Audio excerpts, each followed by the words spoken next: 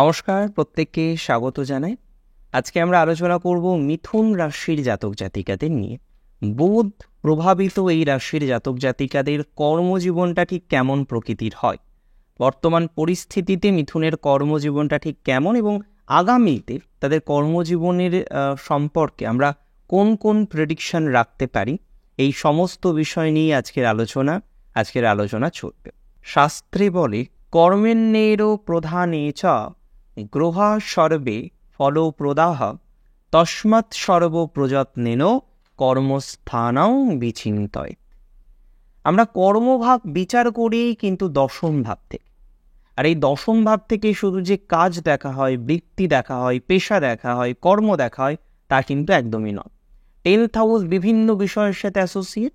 তার মধ্যে অবশ্যই সম্মান, প্রতিষ্ঠা, একজন কতটা প্রভুত্ব অর্জন করতে সক্ষম হবে আমরা 10th হাউস থেকেই দেখি। একজনের পিতা বা পিতার অর্থ সংক্রান্ত বিষয়ও 10th হাউস থেকে বিচার করা যায়। আকাশবৃত্তি, আগম জ্ঞান বা আকাশ সংক্রান্ত কোনো বিদ্যা অবশ্যই 10th হাউস থেকে চর্চা করা যায়। তাছাড়াও গ্রহ নক্ষত্র ইত্যাদি বিষয়ের ঘটনাক্রম দশম ভাব থেকেই বিচার্য। এখন প্রশ্ন হলো, মিথুন রাশির কর্মজীবন কেমন প্রকৃতির হয় সেটা সবার প্রথমে জানতে হবে। মিথুন রাশির দশম ভাবের অধিপতি গ্রহ হলেন বৃহস্পতি। আপনারা জানেন দেবগুরু বৃহস্পতি মিথুনের কর্মভাবের অধিপতি। কর্মক্ষেত্রে মিথুনের কিন্তু বিভিন্ন দিক থেকে সফলতা বা সাকসেস আসার সম্ভাবনা থাকে। এরা চেষ্টা করতে কখনো পিছু পা হয় না। যে কোনো প্রতিষ্ঠানে মিথুন রাশি যখন চাকরি করে, সেই প্রতিষ্ঠানের শ্রীবৃদ্ধির ক্ষেত্রেও মিথুন অনেকটাই হেল্পফুল হয়। আমরা দেখেছি ফাইন্যান্স ডিপার্টমেন্টের ক্ষেত্রে, মার্কেটিং ডিপার্টমেন্টের ক্ষেত্রে বা আইটি রিলেটেড ডিপার্টমেন্টের ক্ষেত্রে মিথুন কিন্তু অনেক বেশি কমফোর্টেবল এবং পারদর্শী। ইভেন অ্যাভিয়েশন সেক্টরের ক্ষেত্রেও আমরা মিথুনের যথেষ্ট পরিমাণে গ্রোথ লক্ষ্য করতে পারি। মিথুন রাশির জাতক জাতিকাদের ক্ষেত্রে আমরা দেখেছি তাদের কর্মজীবনের ক্ষেত্রে যদি সাহিত্য চর্চা আসে, তাদের কর্মজীবনের সাথে যদি বাণিজ্য বা মার্কেটিং রিলেটেড কোনো বিষয়ের কানেকশন হয়, পুস্তক রচনা, অধ্যাপনা করা, লয়ার বা আইন সংক্রান্ত বিষয় নিয়ে পড়াশোনা করা, সেটি নিয়ে চর্চা করা, এই ধরনের বিষয়ে মিথুন কিন্তু অনেকটা অগ্রসর করতে পারে। ইভেন সুগন্ধি দ্রব্যাদি, হুঁশিয়ারি দ্রব্যাদি ইত্যাদি বিষয়ের ক্ষেত্রেও আমরা দেখেছি মিথুন অনেকটা কমফোর্টেবল। কোম্পানির জবের ক্ষেত্রে মিথুন যদিও প্রাথমিক অবস্থায় দেখা যায় এদের পরিশ্রমটা বেশি করতে হয়, এদের পরিশ্রম অনুসারে এরা ফল পায় না। প্রাইভেট লিমিটেডে জব হোক, কোম্পানির জব হোক বা এমএনসির জব হোক, মিথুন চেষ্টা করে। মিথুনের অনেক ক্ষেত্রেই আমরা দেখেছি দক্ষতা বৃদ্ধির জায়গা, এটা নিয়ে কোনো ডাউট আমার নেই। কিন্তু যেটি নিয়ে মিথুনের সমস্যা আমরা বেশি ফেস করি সেটা হলো মিথুন তার যোগ্যতা অনুসারে ফল পায় না। মিথুনের যেটা হয়, দেখুন, কালপুরুষের রাশিচক্রের দ্বাদশ ভাব আপনার কিন্তু দশম ভাব, মানে এর বাইরে আর কোনো সত্যতা নেই। এটা তো নিয়ে কোনো ডাউটও আপনাদের নেই, আই হোপ। কিন্তু এই দ্বাদশ ভাব মুক্তির ভাব। আপনাদের ক্ষেত্রে যেটা দেখা যায়, কর্ম করছেন, পরিশ্রম করছেন, অপরের কাছে আপনি হিরো, অপর আপনাকে দিয়ে পরিশ্রম করিয়ে নিচ্ছে এবং এটা ইউজুয়ালভাবে চলতে থাকে মিথুনে। এবং মিথুন রিয়েলাইজ করে, কিন্তু রিয়েলাইজ করার পর অনেক কিছু হয় না। মিথুনের এই বন্ধুত্বের কারণেও মিথুনকে প্রচুর পরিমাণে লেবার দিতে হয়, পরিশ্রম দিতে হয়, শ্রম দিতে হয় এবং আলটিমেটলি গিয়ে যে সম্মান প্রাপ্তির জায়গা, কালপুরুষের দ্বাদশ ভাব অ্যাসোসিয়েট, সেখানে পূর্ণাঙ্গ প্রাপ্তির ক্ষেত্রে একটা বাধা থাকে, যে কারণে ত্যাগ, আমরা বলতে পারি যে ত্যাগ করতে হয়। ধর্ম, অর্থ, কাম, মোক্ষ। আপনাদের কর্মভাব কিন্তু মোক্ষ ভাবে, জল রাশিতে। জল মানেই বৈরাগ্য, ত্যাগ। কর্ম করলাম, পরিশ্রম করলাম, শ্রম দিলাম, প্রতিষ্ঠার ক্ষেত্রে ত্যাগ করতে হলে, এটা মিথুনের আমি মনে করি অনেকের ক্ষেত্রে প্রযোজ্য। এবং আপনারা যদি আমার সাথে সহমত হন অবশ্যই আমাকে কমেন্টে জানাবেন যে আমি বিষয়টা কতটা আপনাদের সাথে রিলেট করাতে পারলাম। আপনারা অনেকেই কোম্পানির জব করেন, তবে কোম্পানির জবের ক্ষেত্রে যেটা হয় মিথুনের ক্ষেত্রে, প্রাইভেট জবের ক্ষেত্রে, তাদের একটা টাইমের পরে সেই জায়গাটা চেঞ্জ করতে হয় এবং কোথাও যেন চেঞ্জ করার হেতু হচ্ছে আপলিফমেন্ট না হওয়া। এটা নয় মিথুনকে হঠাৎ করে বের করে দিল, কিন্তু আপলিফমেন্টের ক্ষেত্রে ডিস্টার্বিং হওয়ার কারণে মিথুনকে বাই এনি হাউ ডিসিশন নিতে হলো যে তাকে মুভ করতে হবে, তাকে শিফট করতে হবে। যদিও কারেন্ট সিচুয়েশনে মিথুনের জবের ক্ষেত্রে কিন্তু এই ধরনের সিচুয়েশনই আছে। পরিবর্তনের চেষ্টা করছেন, কিন্তু সেই জায়গাটা অতটা পজিটিভ দিকে আসছে না, বা এখনই পরিবর্তন করার ক্ষেত্রে আপনি একটা বাধা বা বিঘ্ন যাই বলি না কেন সেটা কিন্তু ফেস করছে। মোটামুটিভাবে এটা এক্সপেক্ট করা যায় মিথুন রাশির জাতক জাতিকাদের ক্ষেত্রে যে 31 থেকে 33 বছরের যে বয়সকাল, সেখানে মিথুন সব থেকে বেশি একটা গ্রোথ বা বলা যেতে পারে একটা অপরচুনিটিস পায়। এবার দেখুন, আপনি অপরচুনিটিস পেয়েছেন, আপনি কাজে লাগাতে পারেননি, that's a problem. But significantly 31, 32, 33 এই বছরগুলো মিথুনের ক্ষেত্রে অনেক গুরুত্বপূর্ণ। 3 বছরগুলোই গুরুত্বপূর্ণ। 30-এর পর থেকে বা 30 থেকে ধীরে ধীরে ধীরে ধীরে যে জায়গাগুলো, সেটা কিন্তু মিথুনের জন্য অনেক বেশি ফলপ্রদায়ী। এবং বৃহস্পতি প্রভাবিত হওয়ার কারণে কর্মজীবনে এরা কিন্তু হিংস্র নয়, এরা পরিশ্রম করতে কোনোভাবেই যে দ্বিধাগ্রস্ত হলো, এরা ছেড়ে দেবে, করব না, দায়িত্ব নিয়ে ছেড়ে দেবে, এটা সম্ভাবনা খুব কম। আদ্রা পরিশ্রম করতে করতে মরে যাবে, তবুও কিন্তু আদ্রা তার রেসপন্সিবিলিটি থেকে কখনো পালিয়ে যাবে না, এটা আদ্রার একটি বিশেষ বৈশিষ্ট্য। আমি লক্ষ্য করেছি বিশেষ করে মৃগশিরার ক্ষেত্রে সে একটু মাথা গরমের টেন্ডেন্সি থাকলেও এই পরিশ্রম নিয়েই কিন্তু মৃগশিরাকেও অগ্রগতি করতে হয় জীবনচক্র। এরকম পরিশ্রম আসবেই, এরকম অবকাশ আসবেই যেখানে দাঁড়িয়ে আপনাকে এই ধরনের ডিসিশন নিতে হলো, বা আপনি কোথাও যেন গিয়ে খুব বেশি কমফোর্টেবল অন্তত এই বিষয়টাতে হতে পারেননি, যেখানে আপনি সাকসেস পেয়েছেন, আপনি গ্রোথ পেয়েছেন। মিথুনের গভর্নমেন্ট জবের আবার সম্ভাবনা থাকে, শিক্ষকতার জবেরা অনেকে করেন এবং খুব কমফোর্টেবলি করেন। তাছাড়াও আমরা বিভিন্ন দপ্তরে দেখি এদের জায়গা রয়েছে। এভিয়েশন সেক্টরে মিথুনের কিন্তু বিশেষ ভূমিকা দেখা যায়। আমি যেটা প্রথমেও বলছিলাম আপনাদেরকে, ফাইন্যান্স রিলেটেড ম্যাটারে, ইনফরমেশন টেকনোলজি রিলেটেড ম্যাটারেও মিথুনের গ্রোথ কিন্তু অনেকটা বেশি থাকে। কর্মব্যস্ত থাকতে পছন্দ করে, চিরফুল থাকতে সবসময় পছন্দ করে, মন খারাপ সহজে পড়তে চায় না, পরিস্থিতির চাপে অনেক সময় হয়ে যায়, সেটা সেপারেট ইস্যুস। এখন প্রশ্ন হলো মিথুনের কর্মজীবন, এই যে সময়টা চলছে সেটা তো বুঝতে পারলাম আমরা, কিন্তু আগামীটা কেমন?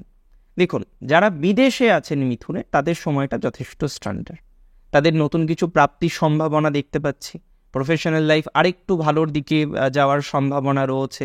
যারা মোটামুটিভাবে যুক্ত আছেন এই সংক্রান্ত বিষয়গুলোকে কেন্দ্র করে, বিদেশ সংক্রান্ত বিষয়ের সাথে যুক্ত আছেন, বিদেশের মাটিতে আছেন, চাকরি করছেন, ব্যবসা করছেন বা সেলফ প্রফেশন করছেন, তাদের ক্ষেত্রে পজিটিভিটির মাত্রাটা বাড়বে। সেলফ প্রফেশনে মিথুনের সিচুয়েশান আগের থেকে একটু বেটার। আমি যদিও মনে করি 26শে আগস্ট থেকে সেপ্টেম্বরের 18 একটু চাপ থাকবে। সেপ্টেম্বরের 18 তারিখের পর থেকে সেলফ প্রফেশনে প্রভূত উন্নতির জায়গা রয়েছে, এবং এক্ষেত্রে মাথায় রাখতে হবে একটু দূরে যাওয়ার প্র্যাকটিস করতে হবে। জন্মস্থান থেকে দূরে সেলফ প্রফেশন করলে গ্রোথটা অনেকটা বেশি হবে বলে কিন্তু মনে করা যায়। মানসিক জোরটা দরকার। মিথুন যখন একবার ডিসিশন নিচ্ছে সে করতে পারছে, কিন্তু এই ডিসিশন নিতে গিয়ে তাকে এত এত এত বেশি ভাবতে হয়, দ্যাটস রিয়েলি এ প্রবলেম। আবার আমি অনেক ক্ষেত্রে দেখেছি ইনিশিয়ালাইজেশনের ক্ষেত্রে প্রবলেম। কম্পাসিংয়ে বসলো, ভালো ছেলে, ভালো নাম্বার পেয়েছে, বাকি সবাই চাকরি পেয়ে গেছে, তার ক্ষেত্রে সেই জায়গাটা যেন একটা বাধার মধ্যে চলে আসলো বা সে একটা বাধার সম্মুখীন হল। সো ইনিশিয়াল ডিস্টারবেন্স মিথুনের খুব বেশি হয়। মিথুন লগ্নের ক্ষেত্রেও একই ধরনের বিষয়, প্রথমের দিকে একটা ডিস্টারবেন্স আসে, সে যে কাজেই হাত দিক না কেন, যে ধরনের প্রফেশনেই যাক না কেন, খুব স্মুথ অনেক ক্ষেত্রেই হয় না, স্ট্রাগলের জায়গাটা অনেকটা বেশি থাকে। আলটিমেটলি যদি বলতে হয় সেক্ষেত্রে কিন্তু গ্রোথ থাকে, আলটিমেটলি এরা নিশ্চিতভাবেই সাকসেসের কাছে পৌঁছতে পারে। তবে সেলফ প্রফেশনের ক্ষেত্রে মিথুনের অনেক ক্ষেত্রে বদনামও আসে। এক্ষেত্রে মিথুনকে অপোজিট জেন্ডারের ব্যক্তিবর্গ থেকে প্রথম থেকেই খুব বেশি সচেতনতা রাখা উচিত, বা সচেতনতা রাখার প্রয়োজনীয়তা বা প্রাসঙ্গিকতা আছে, সেটা যদি আপনি মেনটেন করে চলতে পারেন, দেখবেন অনেকটা বেটার একটা জায়গা তৈরি করা যাবে, ধীরে ধীরে পজিটিভিটির মাত্রাটা আরও বাড়বে। সেলফ প্রফেশনের ক্ষেত্রে মেইন প্রবলেম হচ্ছে কনসিস্টেন্সির অভাব। আজকে আপনি খুব ভালো কমফোর্টেবলভাবে করছেন, কালকে মনে হচ্ছে ও তো অন্য ব্যবসা করছে, অন্য ব্যবসা করলে কি বেটার হবে। এই যে ডিসিশনগুলো, দ্যাটস নট ভেরি গুড। এই ডিসিশনগুলোই হার্মফুল, এই ডিসিশনগুলোই প্রবলেমেটিক। ইয়েস, আপনি ডিসিশন নিতে পারেন, you may take some decision regarding your professional life, কিন্তু আপনি যেটা করছেন সেখানে কনসিস্টেন্সি মেনটেন করতে হবে। Lots of people from Gemini তারা কিন্তু মার্কেটিংয়ে আছে, ইন্স্যুরেন্সের সাথে যুক্ত রয়েছে, এবং এখানে গিয়ে যেটা প্রবলেম হয়, 1 মাস খুব ভালো যায়, মাঝখানে 2 মাস খুব ডিস্টার্ব, আবার 2 মাস ভালো গেল, 4 মাস ডিস্টার্ব। এইভাবে চলার কারণে মিথুন মাঝে মাঝে ফ্লাকচুয়েট করে যে এটা আর করবো না, এটা করলে ভালো হবে না। আমি বছরের শেষের দিকের কথা বললে 18ই সেপ্টেম্বর থেকে টিল 31 ডিসেম্বর আপনাদের জন্য কিন্তু সময়কাল কিছুটা হলেও বেটার থাকবে। মোটামুটি সেলফ প্রফেশনে অগ্রগতির জায়গা রয়েছে। আত্মকেন্দ্রিকতা এবং আত্মনির্ভরতা দুটো বিষয়ই আপনাকে বাড়াতে হবে। যদিও আত্মনির্ভরতা বলতে আমি এটা মিন করতে চাইলাম যে মিথুনের অনেকেই আছেন তারা বর্তমান সময়ে দাঁড়িয়ে প্রফেশনাল লাইফ ইত্যাদি ইত্যাদি বিষয় নিয়ে আপলিপমেন্টের ক্ষেত্রে একটা বড়সড় সমস্যা পাচ্ছেন, বড়সড় ডিস্টারবেন্সের জায়গা আছে। যদিও এক্ষেত্রে আমি মনে করি ধীরে ধীরে পজিটিভিটির মাত্রাটা বাড়বে বা গ্রোথ বা এই ধরনের সমগোত্রীয় বিষয় বৃদ্ধিপ্রাপ্ত হওয়ার অনেকটা সম্ভাবনার জায়গা কিন্তু তৈরি হতে পারে। আচ্ছা, আমরা ফার্দার আলোচনা করব। এবার আমাদের যেটা আলোচনার বিষয়বস্তু সেটা হলো মিথুন রাশির জাতক জাতিকাদের জন্য কতটা সাকসেস বা কতটা গ্রোথ আসার সম্ভাবনা থাকছে যারা ব্যবসা করছেন। মিথুন কিন্তু আলটিমেটলি ভালো ব্যবসায়ী। এরা ব্যবসায়িক প্রতিষ্ঠানে থাকলেও যথেষ্ট সুনাম অর্জন করতে পারে, যথেষ্ট নাম অর্জন করার কম্বিনেশন থাকে। তবে এদের একটা ড্রব্যাক আছে অবশ্যই, এরা কিন্তু কোথাও যেন গিয়ে এই বিশ্বাসের জায়গাটা এদের অনেক বেশি। এরা মানুষকে বিশ্বাস করতে পছন্দ করে, বিশ্বাস করে ঠকে।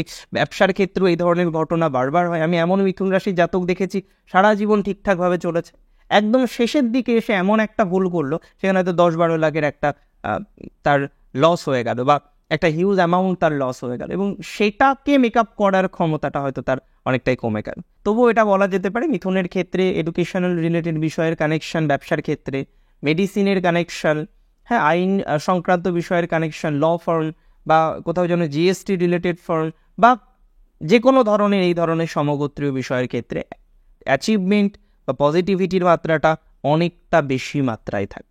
আলটিমেটলি মিথুনের আমরা যদি ব্যবসা নিয়ে এটা ভাবি যে পরিস্থিতি কতটা ইমপ্রুভ করতে পারে, দেখুন ব্যবসার ক্ষেত্রে এখন বিনিয়োগের সম্ভাবনাটা বেশি।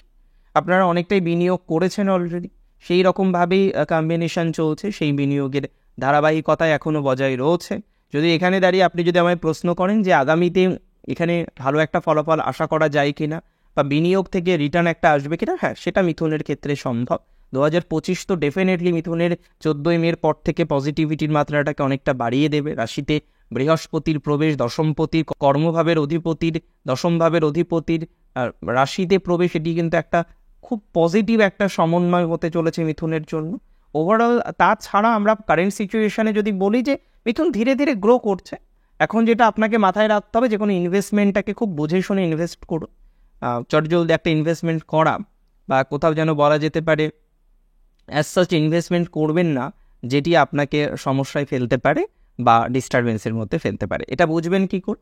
অবশ্যই আবেগকে বাদ দিতে হবে। রাহু দশমে আছে, প্রচুর শত্রু, স্টিল নাও প্রচুর শত্রু আছে। শত্রু 2025 মার্চের আগে কমবে না। হ্যাঁ, চেষ্টা করুন তাদেরকে ইগনোর করা, বাকি বিষয়গুলোকে নিয়ন্ত্রণ করে চলা। যতটা সম্ভব সিক্রেসি বজায় রাখুন, গোপনীয়তা বজায় রাখার চেষ্টা করুন। আপনাদের তো আবার বলে ফেলা স্বভাব, তো এটাকে একটু কন্ট্রোল করতে হবে। এভাবে চলুন, আমি মনে করি পজিটিভিটি বা এই ধরনের বিষয়বস্তুগুলো আমরা পাব। আজকের অনুষ্ঠান এই পর্যন্তই ছিল। কেমন লাগলো আজকের অনুষ্ঠান আমাকে জানাবেন কমেন্টের মাধ্যমে। আর প্রচুর প্রচুর প্রচুর ভালো থাকতে হবে, অনেক বেশি ভালো থাকুন আপনারা প্রত্যেকে। আজকে এখানেই শেষ করছি। জয় শ্রী গণেশ।